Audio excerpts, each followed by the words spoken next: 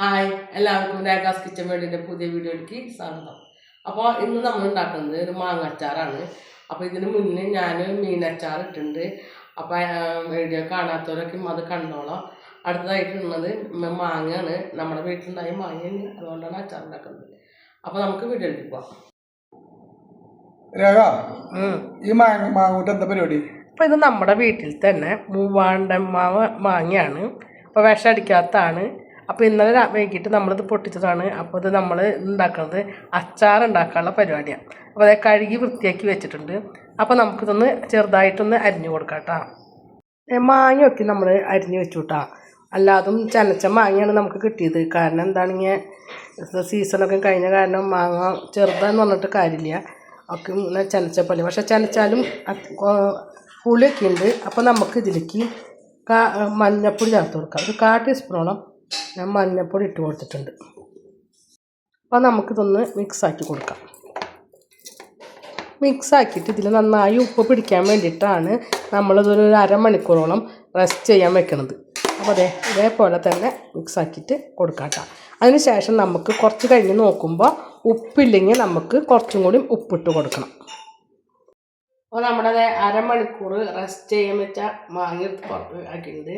അപ്പോൾ അതിലേക്ക് നമുക്കിത് 1 ടീസ്പൂണോളം കായപ്പൊടി ഇട്ടുകൊടുക്കണം. 1 ടീസ്പൂണല്ല, 1.25 ടീസ്പൂണ് കായപ്പൊടി ഇട്ട് കൊടുക്കാം കേട്ടോ. അന്നേരം നമ്മുടെ അച്ചാറിനൊക്കെ ഒരു മണം ഉണ്ടാവും. എന്നിട്ട് നമുക്ക് ഇതൊന്ന് ഇളക്കി കൊടുക്കാം. അപ്പോൾ നമ്മളിതിൽ വെള്ളം ചേർത്തതൊന്നുമല്ല, ഇതിൻ്റെ വെള്ളം ഇറങ്ങി വന്നതാണ്. പ്രത്യേകിച്ച് ഇതിൽ വെള്ളമൊന്നും ചേർക്കേണ്ട ആവശ്യമൊന്നുമില്ല. അപ്പോൾ നമ്മൾ അച്ചാറുണ്ടാക്കാനായിട്ട് ഇതേ ഒരു പാത്രം തട്ടിൽ വെച്ചിട്ടുണ്ട് കേട്ടോ. അപ്പോൾ ഇതിൽ നമ്മൾ എണ്ണ ഒഴിക്കലേ അങ്ങനെയൊന്നുമില്ല. അപ്പോൾ അത് നമുക്ക് വെറുതെ ഒരു വറവിനാണ്. അപ്പോൾ ഞങ്ങൾ അധികം ഇട്ടേക്കുന്നത് 1 ടീസ്പൂൺ ഉലുവ ഇട്ടുണ്ട്. അതേപോലെ തന്നെ 1 ടീസ്പൂൺ കടുക് ഇട്ടുണ്ട്. ഇത് നമുക്ക് നന്നായി ചൂടാക്കി എടുക്കണം. ഇത് വറുത്തിട്ട് നമുക്കിത് പൊടിക്കാനുള്ളതാണ് കേട്ടോ. അപ്പോൾ നന്നായി ഒന്ന് ചൂടാവട്ടെ. അപ്പോൾ നമ്മുടെ കടുകും ഉലുവയും നന്നായി മൊരിഞ്ഞിട്ടുണ്ട് കേട്ടോ. അപ്പോൾ ഒക്കെ പൊട്ടി തുടങ്ങി. അപ്പോൾ നമുക്ക് സ്റ്റൗവൊക്കെ ഓഫാക്കി കൊടുക്കാം. ഇത് ചൂടാറിയതിന് ശേഷം വേണം നമുക്ക് മിക്സിയുടെ ജാറിലിട്ടിട്ട് പൊടിച്ചെടുക്കാൻ. അപ്പോൾ നമ്മൾ മുളക് പൊടി ചൂടാക്കാനായിട്ടൊന്ന് വെച്ചിട്ടുണ്ട് കേട്ടോ. അപ്പോൾ അധികമൊന്നും ചൂടാവണ്ട, വെറുതെ ഒന്ന് ചൂടായി മതി, അല്ലെങ്കിൽ പെട്ടെന്ന് കരിഞ്ഞു പോകും. അതുകൊണ്ട് നമ്മളിങ്ങനെ ഇളക്കി കൊടുക്കുക. നേരിയതായിട്ടൊന്ന് ചൂടാകുമ്പോൾ നമുക്ക് തീയൊക്കെ ഒന്ന് ഓഫാക്കി കൊടുക്കാം കേട്ടോ. അപ്പോൾ ആ അച്ചാറിന് ആവശ്യത്തിനുള്ള മുളക് പൊടിയാണ്. ഇപ്പോൾ ഏകദേശം ഒരു 6 ടീസ്പൂണോളം, 8 ടീസ്പൂണോളം മുളക് പൊടിയാണ് ഞാൻ എടുത്തേക്കുന്നത്.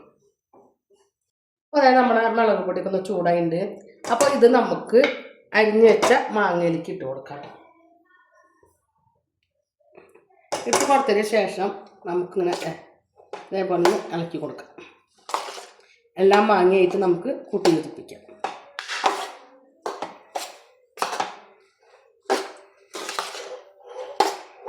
അപ്പോൾ ഇതിനിടയിൽ നമ്മൾ മാങ്ങയ്ക്ക് ഉപ്പ് കുറവായിരുന്നു. അപ്പോൾ ഞങ്ങൾ കുറച്ചും കൂടി ഉപ്പിട്ട് കൊടുത്തിട്ടുണ്ട് കേട്ടോ. അപ്പോൾ എല്ലാം മാങ്ങയിട്ടതേ കൂട്ടി. അപ്പോൾ ഞാൻ പറഞ്ഞ പോലെ ഞങ്ങൾക്ക് കറക്റ്റാവുന്നു 8 ടീസ്പൂൺ മഞ്ഞൾപ്പൊടി ഇതിലേക്ക് പാകമാണ് കേട്ടോ.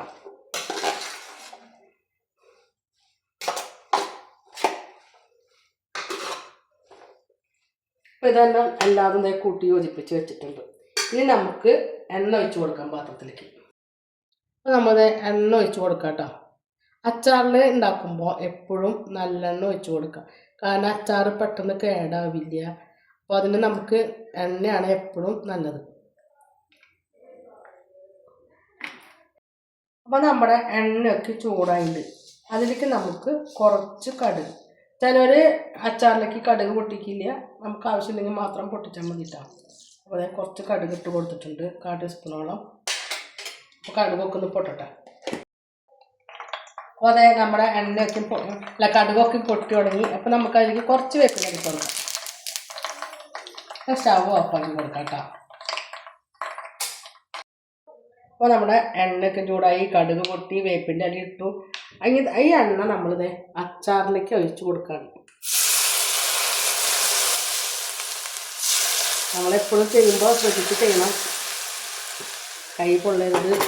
എന്നിട്ട് വീണ്ടും ആ മിക്സ് ആക്കി കൊടുക്കാം.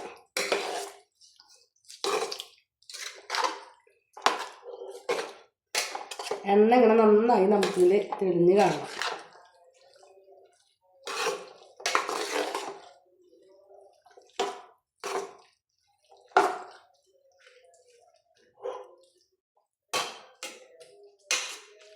അപ്പോൾ ഇതിൽ നമുക്ക് ഇത്തിരി കൂടി എണ്ണ കുറവുണ്ട്.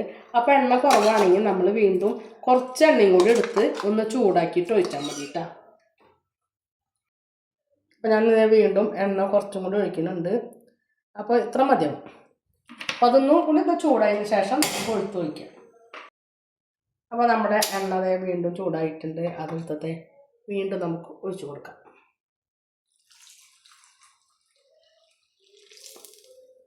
അപ്പോൾ എല്ലാ എണ്ണയും എനിക്ക് ഒഴിച്ച് കൊടുത്തിട്ടുണ്ട് കേട്ടോ. അപ്പോൾ അതേ നമ്മുടെ എണ്ണയൊക്കെ മുകളിൽ തെളിഞ്ഞ് കാണുന്നുണ്ട്. എന്തായാലും ഒരു കുപ്പിയോളം നമുക്ക് ഇതിലേക്ക് എണ്ണ ഒരാവശ്യം വരും.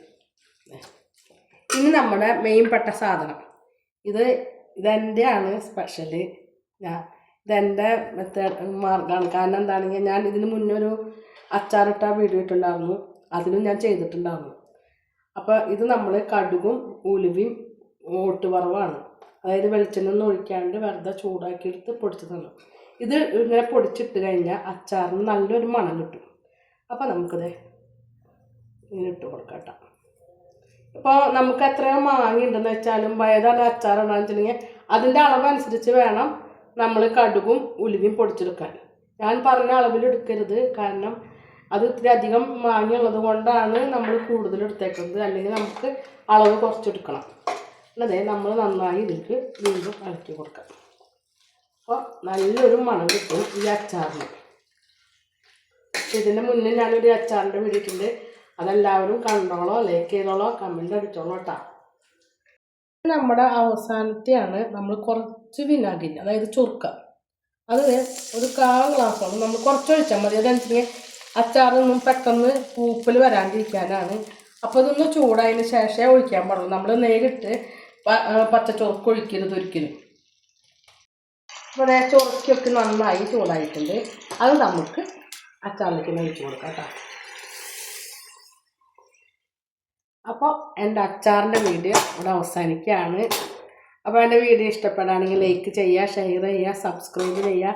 എല്ലാവരും ഒന്ന് ഇതേപോലെ ഒന്ന് അച്ചാറൊക്കെ ഉണ്ടാക്കി നോക്കിയിട്ട് അഭിപ്രായം പറഞ്ഞോളൂ. അപ്പോൾ എന്താ പറയുക, വേറെ പ്രത്യേകിച്ചൊന്നുമില്ല. എല്ലാവരും ഉണ്ടാക്കി നോക്കി അഭിപ്രായം ചെയ്യുക, ലൈക്ക് ചെയ്യുക, ഷെയർ ചെയ്യുക, സബ്സ്ക്രൈബ് ചെയ്യുക, ബെൽ ബട്ടൺ അടിക്കുക. അതിൻ്റെ ഒപ്പം തന്നെ ഓൾ എന്നുള്ള ബട്ടണും കൂടി അടിക്കുക. അപ്പോൾ നമ്മൾ വിടുന്ന വീഡിയോയുടെ നോട്ടിഫിക്കേഷൻ വരും. പുതിയൊരു വീഡിയോയുമായി വീണ്ടും വരുന്നതായിരിക്കും. അതുവരെയും ടാറ്റ ബൈ ബൈ.